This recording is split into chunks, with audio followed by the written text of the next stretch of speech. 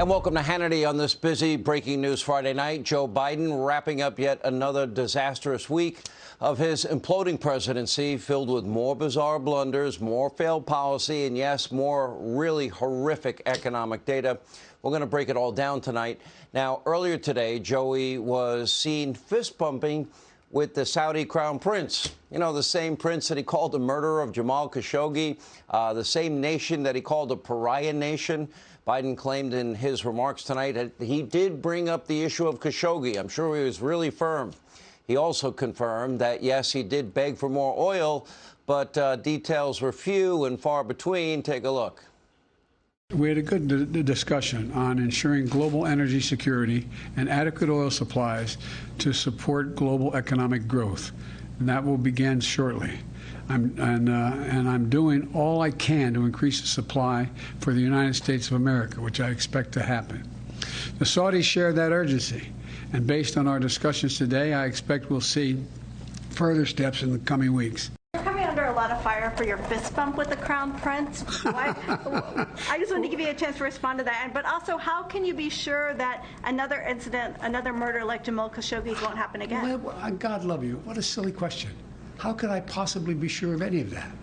I just made it clear, if anything occurs like that again, they'll get that response and much more. Oh, silly question. You know what the sad thing is? We don't need Saudi Arabian oil. We've got plenty here. Gas, oil, coal. We don't need it.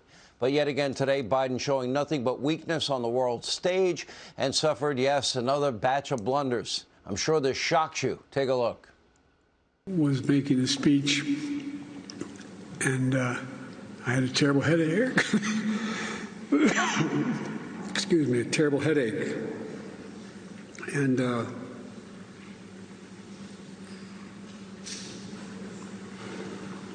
sorry.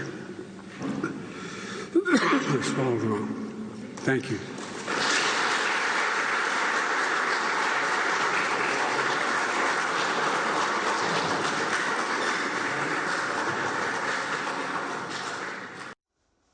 Didn't the media mob attack Marco Rubio for taking a sip of water? Well, there's one saving grace. He didn't shake air again like he did the day before.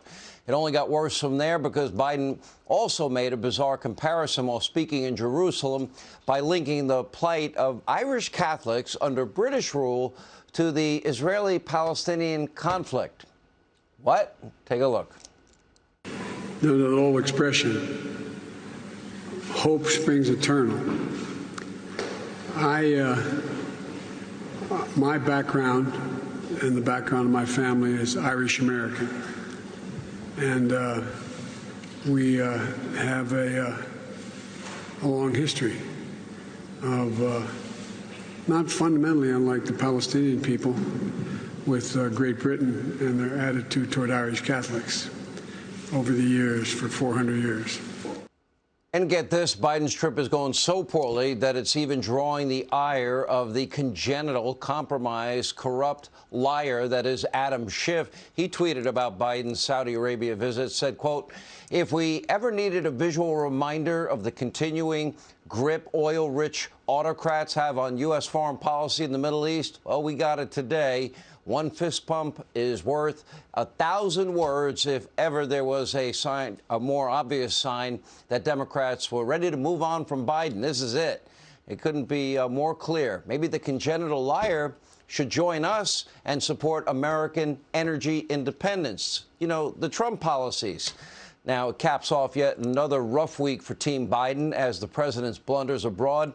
That was just the latest in a long string of struggles, revealing once again Biden is weak, he is frail, he is decrepit, he is not up to the job. This country should be seriously considering the 25th Amendment. Take a look. Every time I hear Hail to the Chief, I wonder, where the hell is he? Took me a long while. You think I'm joking? I'm not. Turn around and where's the president? Mr. President, what's your message to Democrats who don't want you to run again?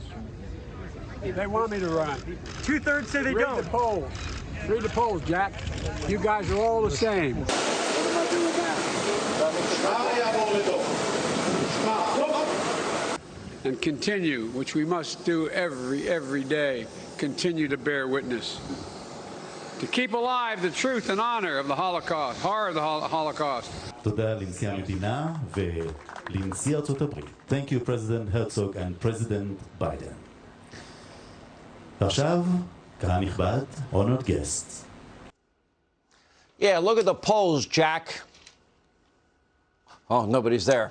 Just another reason why more and more Democrats, they are looking for someone other than Biden, with over 60% not wanting Biden to run in 2024. This week, Biden inflation hit yet the highest number ever, another 40-plus year high at 9.1%. And even worse, a new record, near new record, wholesale inflation, that spiked to a whopping 11.3%. When it gets to retail on that level, you'll pay for all of it. And like I've been saying, everything you buy at every store you go to is costing you more.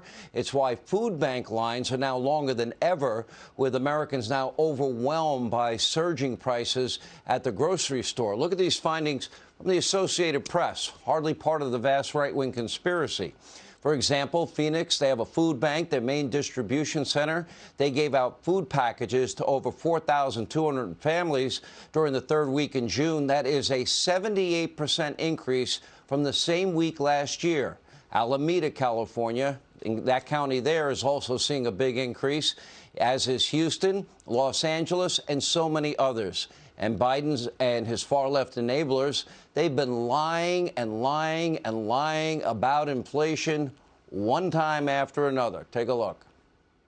I really doubt that we're going to see an inflationary cycle. Most economic analysts believe that it will have a temporary or transitory impact. The faster than expected increase in some of those prices is actually a good sign. The overwhelming consensus is going to pop up a little bit and then go back down. It's highly unlikely that it's going to be long-term inflation that's going to get out of hand. I don't know anybody who's worried about inflation. Over the last couple of months, we actually saw it trended downward. Make no mistake, inflation is largely the fault of Putin. I'm going to do everything I can to minimize Putin's price hike here at home. If you want to get rid of inflation, the only way to do it is to undo a lot of the Trump tax cuts.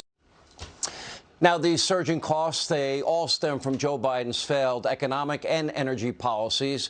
Of course, artificially reducing the supply of the lifeblood of the world's economy, that's energy, while attacking U.S. oil and gas and the industry altogether, and letting the far-left climate religious cult agenda run the country.